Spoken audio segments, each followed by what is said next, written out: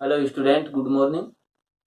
देखिए, हमारा जो टॉपिक था लास्ट क्लास में जो हमने डिस्कस किया, तो ये जो था कि सेल जो प्लांट के अंदर जो एसेंट ऑफ सेप का था वो कंप्लीट हो चुका था। अब नेक्स्ट जो चैप्टर है इसी यूनिट का, क्या कहें, प्लांट फिजियोलॉजी फर्स्ट का जो नेक्स्ट चैप्टर है जिसकी बात करें वो 7 नंबर चैप्टर है और वो है ट्रांसपीरेशन। इन ट्रांसपीरेशन का जो चैप्टर या कहेंगे टॉपिक है, तो ट्रांसपीरेशन, इससे पहले हमने जो टॉपिक है जिसके बारे में डिस्कस किया था उसमें हमने किया था absorption of water, ascent of cell, दोनों टॉपिक। यानी फर्स्ट में वाटर को सॉइल से एब्जॉर्ब किया, सेकंड पार्ट किया कि रूट के द्वारा एब्जॉर्ब वाटर जो है उसको प्लांट के एरियल पार्ट के और ग्रेविटेशनल फोर्स के अपोजिट पहुंचाया गया। इसके बाद थर्ड टॉपिक आता है, क्या प्लांट में जो वाटर एब्जॉर्ब किया है क्या वह कंप्लीटली वाटर है, क्या प्लांट यूज में लेता है, या कहें कि अपनी जो मेटाबॉलिज्म रिएक्शंस करता है प्लांट या प्लांट की सेल्स, क्या उसमें एब्जॉर्ब किए हुए कंप्लीटली वाटर को यूज किया जाता है। तो ऐसा नहीं है। प्लांट ने जो वाटर एब्जॉर्ब किया है उसको कंप्लीटली यूज नहीं करता है, या कहें कि 100% उसका यूज नहीं होता है, बट उसका कुछ परसेंटेज या फिर कहें कि लगभग 1 से 10% ही यूज होता है। यानी 1 से 10%, और 90 से 99% जो वाटर है इस वाटर को यूज नहीं किया जाता, यानी यूजलेस वाटर होता है, इसको यूज प्लांट नहीं करता है। देखिए, हम ये कहें कि ये जो 1 से 10% जो यूज्ड वाटर और ये जो है अनयूज्ड, ये स्थिति होती है कि लगभग ये कहें 90 से 99% वाटर को प्लांट यूज नहीं कर पाया, केवल 1 से 10% वाटर को ही यूज कर पाता है। अब यहाँ पर जो 90 से 99% जो वाटर है वो कहाँ पर है प्लांट के अंदर, तो उस वाटर को प्लांट यूज न करके वाटर वेपर के रूप में प्लांट से फ्री कर देता है।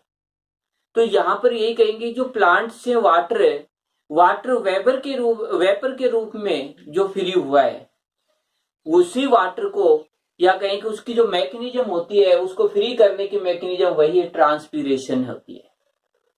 तो हम ये कहें कि प्लांट के एरियल पार्ट से वाटर वेपर की फॉर्म में इन्वायरमेंट में फ्री कर दिया जाता है, और ये प्रोसेस ट्रांसपीरेशन है, यानी इसी प्रोसेस को ट्रांसपीरेशन का।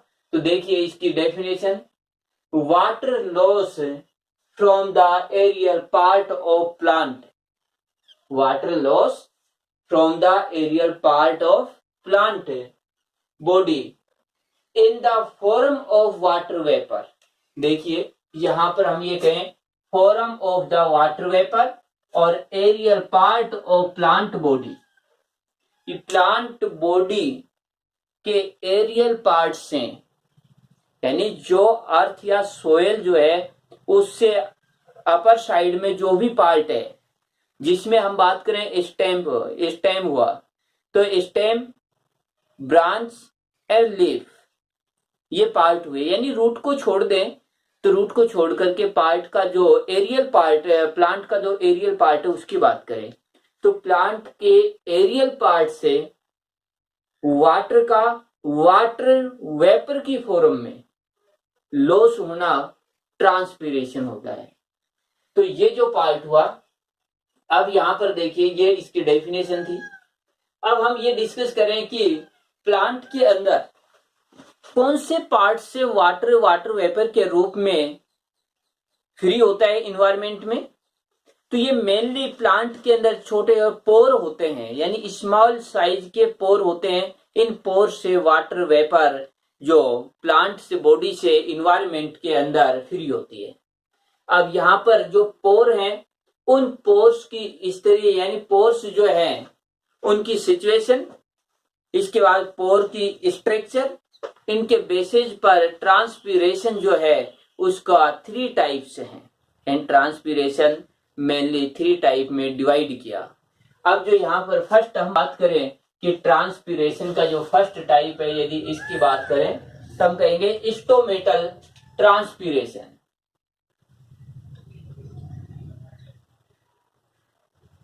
Stomatal transpiration. सेकंड जो आता है कैविटिकुलर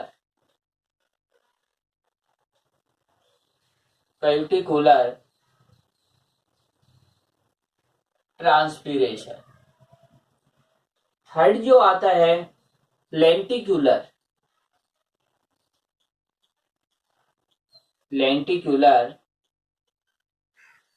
ट्रांसपीरेशन।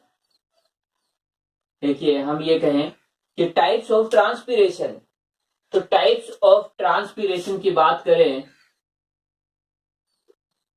Types of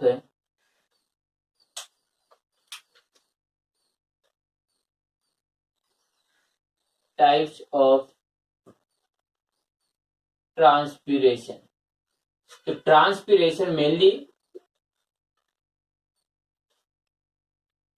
3 types. तो ट्रांसपीरेशन मेनली हुआ 3 टाइप्स से। इसमें first transpiration stomatal transpiration, second है cuticular and third lenticular transpiration.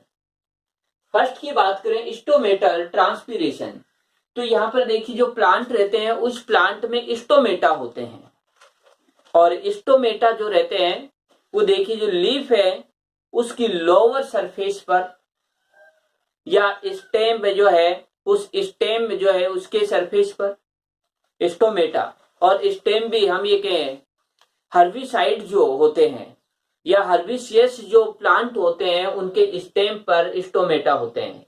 तो उनके स्टेम और लीफ के जो अपर या लोअर साइड पर मेनली जो रहते हैं वो लोअर साइड पर स्टोमेटा होते हैं। छोटे छोटे पोर होते हैं, जो स्मॉल पोर होते हैं उनकी स्पेसिफिक ये कहीं स्ट्रक्चर होती है जिनके बारे में हम डिस्कस करेंगे।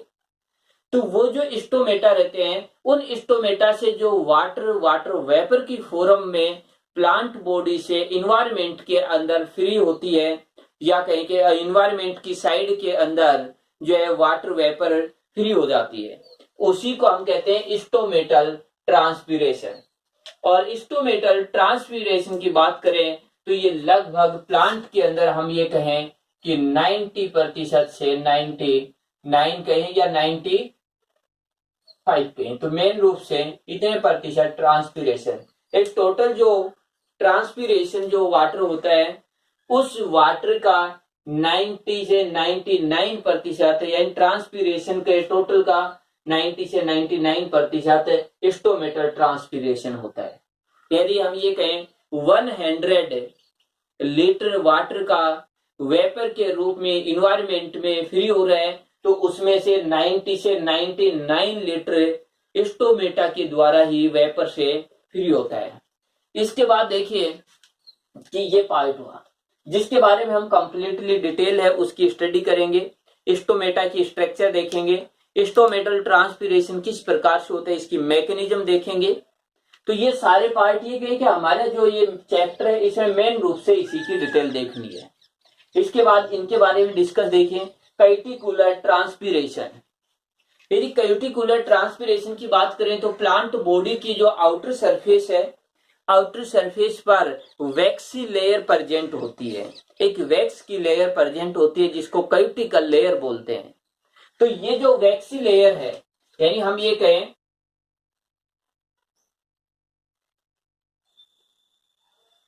वैक्सी लेयर, तो ये जो वैक्सी लेयर है इसको हम कहते हैं कैविटिकल बोलते हैं। ये जो वैक्सी लेयर या कैविटिकल लेयर जो प्रेजेंट होती है ये वाटर के लिए इम्परमिएबल होती है, यानी वाटर जो है उसको अपने अंदर से जो है इनसाइड से आउटसाइड या आउट से इनसाइड के थ्रू पास नहीं होने देती है। तो यहाँ पर ये कहें कि ये वाटर के लिए इम्परमिएबल है, बट कुछ पार्ट में या कहीं प्लांट की जो बॉडी है उसमें से कुछ ऐसी साइट रहती है, कुछ ऐसे पार्ट रहते हैं जहां पर ये कल्टिकल लेयर या वैक्सी लेयर होती है वो ब्रेक हो जाती है, टूट जाती है, या फिर कहें कि ये जो मोटी थिक लेयर होती है उसके स्थान पर थिन लेयर बन जाती है। तो ये वैक्सी लेयर या तो ब्रेक हो गई या थिन लेयर हो गई है, यानी जितनी साइज में होनी चाहिए उससे थिन हो गई है। इन दोनों कंडीशनों के लिए जो यदि देखेंगे तो जहां ब्रेक हुई वहां से वाटर वेपर के रूप में इन्वायरमेंट में या थिन लेयर हो जाती है, वह भी परमिएबल हो जाती है कुछ हद तक। तो हम ये कहेंगे कि ये जो पार्ट रहता है कल्टिकल लेयर, यानी कंप्लीटली यदि प्लांट की बात करें तो प्लांट बॉडी की जो आउटर सरफेस पर कल्टिकल लेयर प्रेजेंट रहती है, लेकिन हमने ये कहा कि सब जगह नहीं, कुछ एक साइट पर, इन कुछ एक साइट पर ये या तो ब्रेक डाउन हो गई या फिर थिन हो गई है, जिससे वाटर का लॉस होता है। और इस तरीके से जो वाटर वेपर के रूप में वाटर का लॉस हुआ, इसको हमने कहा कल्टिकुलर ट्रांसपिरेशन। और ये जो कल्टिकुलर ट्रांसपिरेशन है इस टाइप से होता है, यदि बात करें तो इसके अंदर हम ये कहें 1 से 10%, यानी इस प्रकार का जो ट्रांसपिरेशन होता है ये टोटल ट्रांसपिरेशन का 1 से 10% होता है। इसके बाद हम बात करें कि थर्ड नंबर पर आता है लेंटिक्यूलर। तो लेंटिक्यूलर ट्रांसपिरेशन की बात करें तो यहां पर देखें कि जैसे जो स्टेम्प होता है, देखिए इसको समझने के लिए, जैसे स्टेम्प है, प्राइमरी ग्रोथ होती है, प्राइमरी ग्रोथ के अंदर स्टेम्प अपनी हाइट के अंदर जो हाइट जो रहती है उसको इंक्रीज कर देता है। लेकिन यदि बात करें कि सेकेंडरी ग्रोथ होती है जिसमें प्लांट अपनी विड्थ या फिर कहीं विड्थ या कहीं मोटाई में वृद्धि करता है, तो जो मोटाई में वृद्धि करेगा या डायमीटर में अपनी इंक्रीज कर रहे हैं, डायमीटर को इंक्रीज कर रहे हैं, तो उस समय देखिए ये पार्ट है ये इंक्रीज होकर के इतना होगा। तो इसकी जो आउटर सरफेस की जो सेल होती हैं वो सेल्स ब्रेक डाउन हो जाती हैं, बीच में से स्प्लाइट हो जाती हैं, बीच में से फट जाती हैं वो सेल्स। और वो जो सेल्स होती हैं कि देखिए बीच में से जैसे ये एक सेल थी, लेकिन जब प्लांट जो है इसके हम ये कहें कि थिकनेस या मोटाई में वृद्धि हो रही है, तब ये सेल बीच में से इस तरीके से फट जाती है। अब ये जो सेल जो बीच में से फट चुकी है, यदि इस सेल की हम बात करें तो ये ओपन है, ये जो पार्ट है एक पोर बन गया और ये पोर ओपन है, और इस ओपन पोर से वाटर वेपर के रूप में लॉस हो जाता है। तो इस प्रकार का जो रहता है, यानी ये जो स्ट्रक्चर या पोर बना इसको लेंटिक्यूल बोलते हैं, और लेंटिक्यूल से जो वाटर वेपर के रूप में वाटर का लॉस हुआ उसको वेंटिकुलर ट्रांसपिरेशन बोला। तो ये पार्ट हुए यहाँ पर कि लेंटिकुलर ट्रांसपिरेशन क्या हो। इसके बाद देखिए हमने ये पार्ट किए हैं कि कल्टिकुलर, लेंटिकुलर। अब यहाँ पर जो कल्टिकुलर और लेंटिकुलर जो ट्रांसपिरेशन होता है, ये हम कहें कि एवरी टाइम, या फिर कहें कि ये पार्ट ऐसे हैं जो हमेशा ओपन रहते हैं, तो डे एंड नाइट कभी भी हो सकता है, यानी इस तरीके से ट्रांसपिरेशन डे में या नाइट में कभी भी। बट स्टोमेटल ट्रांसपिरेशन हमेशा नहीं हो सकता। स्टोमेटल ट्रांसपिरेशन तभी होगा जब स्टोमेटा ओपन होंगे, जब स्टोमेटा क्लोज हो जाते हैं तब ट्रांसपिरेशन नहीं होगा, और यही ट्रांसपिरेशन की मैकेनिज्म है जिसका हम डिस्कस करेंगे। अब इसके बाद हम डिस्कस करते हैं कि यहाँ पर जो ये पार्ट जो फर्स्ट है, या फिर कहें स्टोमेटल ट्रांसपिरेशन।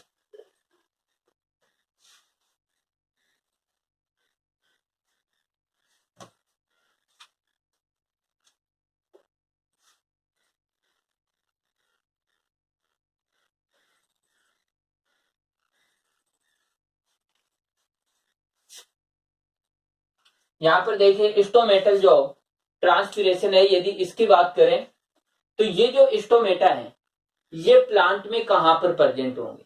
मेनली जो स्टोमेटा होते हैं वो हर्बेशियस स्टेम एंड लीफ पर, यहां पर जो मेनली ट्रांसपीरेशन होता है वो लीफ के स्टोमेटा में होता है। तो लीफ की जो स्ट्रक्चर है उसको देखते हैं, और इसके बाद हम बात करें कि जो लीफ की स्ट्रक्चर में जो स्टोमेटा है वो कहां पर प्रेजेंट होते हैं, इनकी बात करें। तो ये देखिए, हमने एक लीफ जो है इसकी स्ट्रक्चर जो है इसको शो किया है। तो लीफ की जो स्ट्रक्चर है इसको जो शो किया है, यदि इसकी बात करें तो देखिए इसमें एक लीफ है, और यहां पर देखिए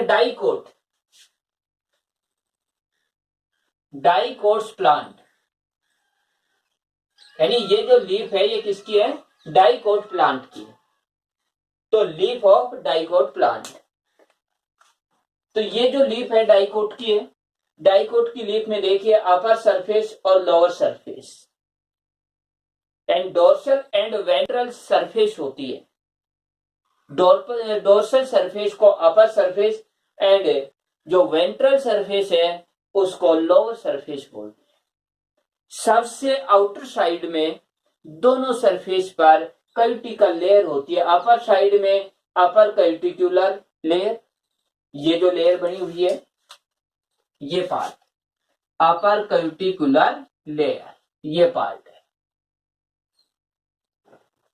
लोअर साइड में लोअर कैल्टिकुलर लेयर।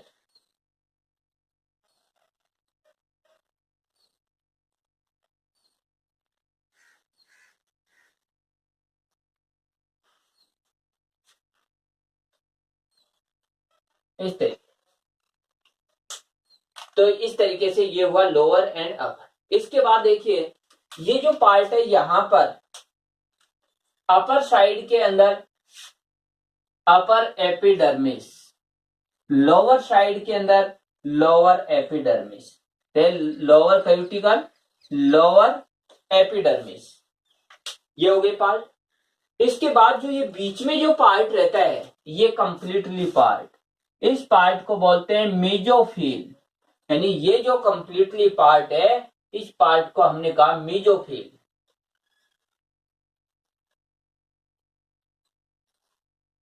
मेजोफिल टिश्यू है, मेजोफिल टिश्यू है। इसमें डाइकोट प्लांट के अंदर टू टाइप्स की सेल्स होती है, टू टाइप्स का मेजोफिल टिश्यू होता है।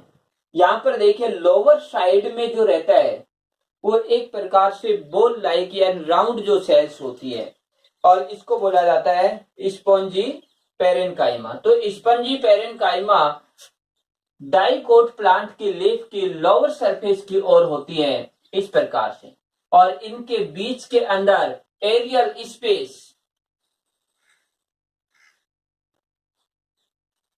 एरियल स्पेस या इंटरसेलुलर स्पेस होता है, और इस स्पेस के अंदर H2O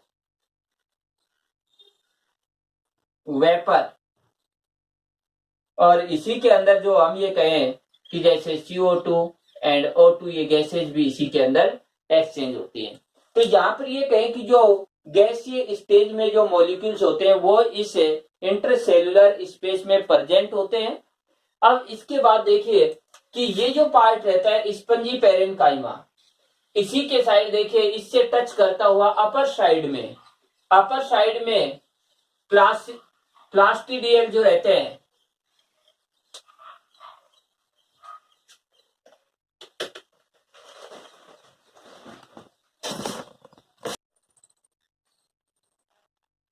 अपर साइड में प्लीसेड है पेरेनकाइमा। तो ये जो रहती है इसकी जो सेल्स रहती हैं ये कहीं के लॉन्गिट्यूडिनल सेल्स होती है, और ये जो रहती है मेनली ये कहीं के राउंड शेप में होती है। ये सेल्स ऐसे हैं और ये सेल्स इस टाइप से होती है, और दोनों जो पार्ट हैं इनको कहते हैं मेजोफिल टिश्यू। अब इसके बाद देखिए इसके वेस्कुलर बंडल, और वेस्कुलर बंडल की बात करें तो हम ये कहें जाइलम एंड फ्लोएम, ये जो पार्ट इसके अंदर प्रेजेंट होते हैं।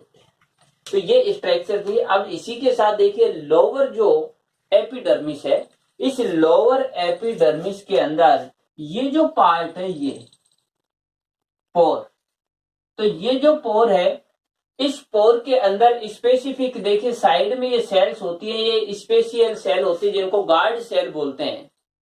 तो लोअर जो सरफेस है इसमें स्पेशियल पोर होते हैं, जो गार्ड सेल से सराउंडेड रहते हैं और इनको बोलते हैं stomata.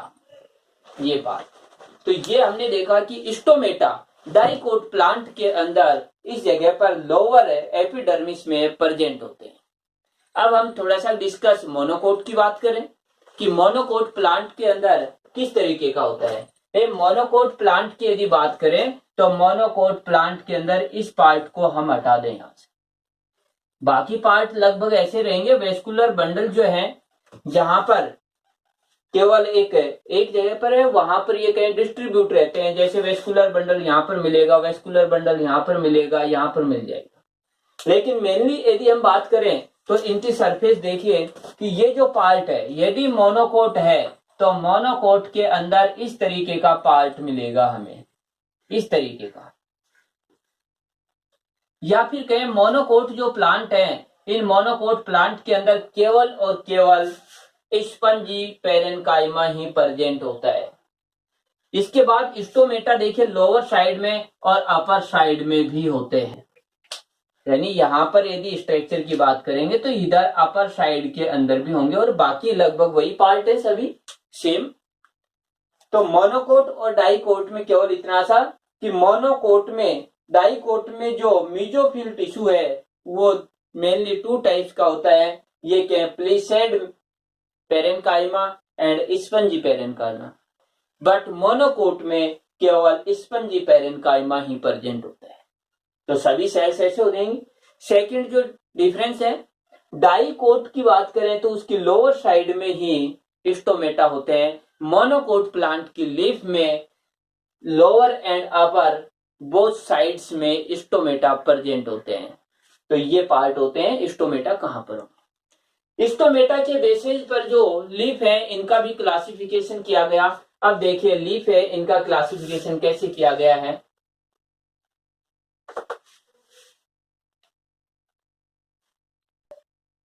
Types of leaf on the basis of stomata, mainly 3 types. Stomata के बेसिस पर जो लीफ है इनका क्लासिफिकेशन, तो लीफ 3 टाइप्स में डिवाइड की। यहाँ पर फर्स्ट है हाइपोस्टोमेटिक। तो हाइपोस्टोमेटिक इसका अलग है कि इस प्रकार की लीफ है जिनकी लोअर साइड में या लोअर जो एपिडर्मिस है उसमें स्टोमेटा प्रेजेंट हो। यानी बात करें, देखिए इस साइड की बात करें तो हम ये कहें इसमें ओनली लोअर साइड के अंदर स्टोमेटा है। तो ऐसे जो प्लांट होंगे या ऐसी जो लीफ रहेंगे उनको कहेंगे हाइपोस्टोमेटिक लीफ।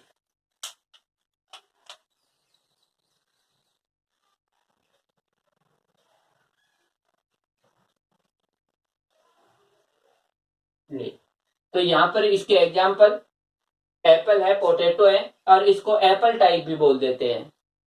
अब इसके बाद इसका एक एग्जाम्पल और भी, जैसे डाइकोट। डाइकोट्स प्लांट के अंदर मैक्सिमम इसी प्रकार की लीफ होती है। इसके बाद एपिस्टोमेटिक लीफ। यदि एपिस्टोमेटिक की बात करें तो ओनली यदि बात करें अपर साइड में, यानी जो हम बात करें कि इस तरीके से, यानी केवल अपर साइड में हो, लोअर साइड में नहीं हो, तो इस प्रकार की रहेंगी। उनके अंदर ये कहें कि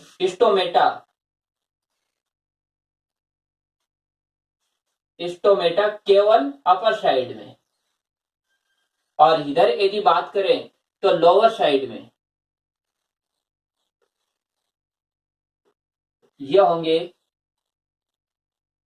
लोअर साइड और अपर साइड। इधर बात करें एम्फीस्टोमेटिक है और इसके अंदर बोथ साइड यानी upper and lower, both side upper and lower दोनों साइड में। जैसे मेल या फिर एग्जाम्पल बात करें मोनोकोट।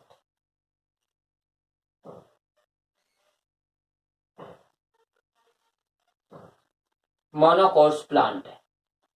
तो ये थे लीफ के टाइप कि जिसके अंदर हाइपोस्टोमेटिक एप्पल है, पोटैटो है, जिसके अंदर केवल लोअर साइड में स्टोमेटा मिलेंगे लीफ पर। इधर एपिस्टोमेटिक लीफ की अपर साइड में होंगे। एग्जाम्पल यदि बात करें तो लिली हुआ। इसके बाद एम्फी स्टोमेटिक जिसके अंदर बोथ साइड के अंदर स्टोमेटा होंगे, और एग्जाम्पल जैसे बात करें कि इसके अंदर मेज हुआ या कहीं मोनोकोट जो प्लांट होते हैं वो। अब हम डिस्कस करते हैं कि ये जो स्टोमेटा है, इस स्टोमेटा की स्ट्रक्चर क्या होती है। स्ट्रक्चर ऑफ स्टोमेटा, हमने जो ये कहा कि ट्रांसपीरेशन के जो मेन रोल रहता है वो स्टोमेटा का है। तो स्टोमेटा की स्ट्रक्चर की बात करें तो स्टोमेटा यदि बात करें, एपिडर्मिस सेल्स जो रहती है उनमें मॉडिफिकेशन हो जाता है, और वो सेल्स जो रहती हैं वो स्टोमेटा फॉर्मेशन करती है। स्टोमेटा की यदि बात करें तो इसमें देखिए बीच के अंदर एक पोर होता है, ये पोर। इस पोर को सराउंड किए हुए 2 सेल्स होती है, एक ये और एक ये, यानी एक सेल ये हुई और एक सेल ये। इन पोर जो है, इस पोर को सराउंड किए हुए एपिडर्मिस की मॉडिफाइड 2 सेल्स होती हैं, और ये सेल्स होती है, इनको कहते हैं गार्ड सेल। यानी स्टोमेटा जो है उसका फॉर्मेशन करने के लिए पोर को सराउंड किए हुए 2 सेल्स हैं। इनमें से जो सेल्स हैं इनको कहते हैं गार्ड सेल, और देखिए बिल्कुल इस प्रकार से इनकी स्थिति होती है ये। तो ये जो पार्ट है बीच में एक पोर का पार्ट बचा ये, और इसके बाद ये जो सेल्स होती हैं इसकी वाल इस तरीके से होती हैं, तो ये एक स्ट्रक्चर बन जाती है। अब इनमें से डिफरेंस है कि ये जो गार्ड सेल्स होती हैं, ये गार्ड सेल्स हैं, इनके अंदर मॉडिफिकेशन रहता है इनकी वाल के अंदर। एक वाल तो ये है जो पोर की साइड में है, इनर वाल। एक वाल जो इधर की साइड में रहेगी, आउटर वाल। तो इनर वाल जो रहती है वो इनर वाल, देखिए ये इनर वाल होती है थिक वाल, मोटी होती है। यानी जो ये जो है इनर वाल जो है वो थिक वाल है, मोटी वाल है।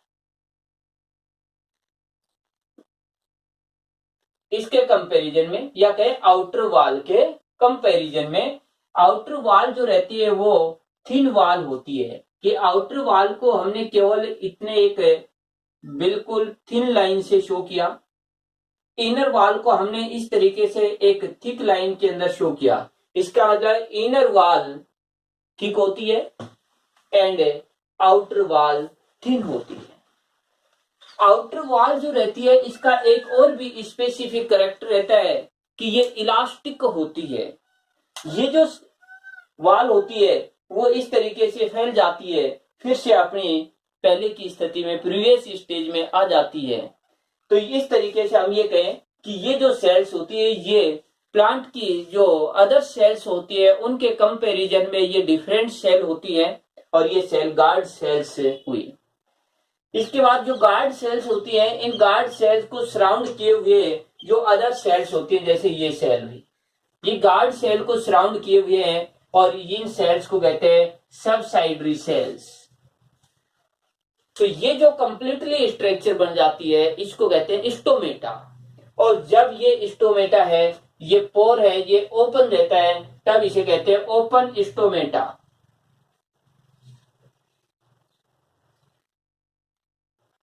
ओपन स्टोमेटा, ये वाल जो है इस तरीके। अब ओपन कब रहते हैं? जब सेल टर्गिड स्टेज में होगी। यानी ये जो सेल है, ये कहें कि ये गार्ड जो सेल्स होती हैं, यदि ये टर्गिड स्टेज में है, टर्गिड स्टेज में है, तो उस समय ये सेल्स जो हैं, ये टर्गिड स्टेज में होने पर स्टोमेटा ओपन हो जाते हैं। तो हम ये कहें टर्गिड सेल है, गार्ड सेल, और इसके बाद ओपन स्टोमेटा। इस प्रकार की कंडीशन होती है। जब ये सेल्स होती है, ये फ्लैसिड कंडीशन में होती है। यानी ये सेल जो है, यदि हम बात करें कि ये गार्ड सेल है, गार्ड सेल, लेकिन कैसी है? फ्लैसिड है।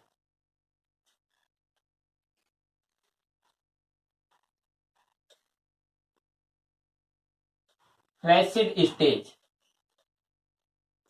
जब ये फ्लैसिड स्टेज में होती है, उस समय इनकी जो ये इनर वॉल रहती है ये बिल्कुल क्लोज हो जाती है, और इसके बाद ये पोर जो रहता है ये क्लोज हो जाएगा, और उसे हम कहते हैं क्लोज स्टोमेटा। Closed stomata. ये चीज। तो देखिए इसकी जब मैकेनिज्म पढ़ेंगे तब भी ये चीज स्पेशली ध्यान में रखनी है कि स्टोमेटा के अंदर जो गार्ड सेल्स हैं, यदि गार्ड सेल्स टर्गिड स्टेज में आती हैं, जब गार्ड सेल जब टर्गिड स्टेज में आएंगे तब उस समय, यानी जब ये टर्गिड स्टेज में स्टोमेटा ओपन हो जाएंगे। तो ये ध्यान रखना है कि टर्गिड स्टेज में स्टोमेटा ओपन। इसके बाद जब गार्ड सेल फ्लैसिड स्टेज में आएंगे तब स्टोमेटा क्लोज हो जाएंगे। तो ये विशेष ध्यान रखना है कि टर्गिड होंगी तो स्टोमेटा ओपन और फ्लैसिड होंगे तो स्टोमेटा क्लोज हो जाएंगे। और स्टोमेटा के खुलने यानी ओपन होने क्लोज होने का जो सिस्टम रहेगा वही ट्रांसपीरेशन की मैकेनिज्म होगी। तो ये हमारा जो टॉपिक था जिसके अंदर स्ट्रक्चर ऑफ स्टोमेटा है ये कंप्लीट हुआ।